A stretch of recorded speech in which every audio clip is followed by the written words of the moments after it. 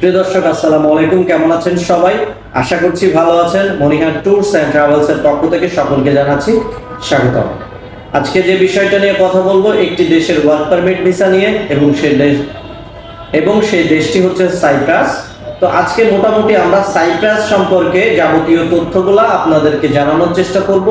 যারা দেশের বাইরে ওয়ার্ক পারমিট ভিসাতে যেতে যাচ্ছেন তারা কিন্তু সাইপ্রাসটাকে বেছে নিতে পারেন, এবং সাইপ্রাসে কেন যাবেন, কতদিনের মধ্যে যেতে পারবেন, বেতন কত হবে, এই ধরনের যাবতীয় তথ্য বা যাবতীয় প্রশ্নের উত্তর নিয়ে কিন্তু আজকের এই ভিডিওটি আমরা সাজিয়েছি। তো কথা না বাড়িয়ে সরাসরি চলে যাব ভিডিওতে। তো চলুন ভিডিওটি শুরু করা যাক।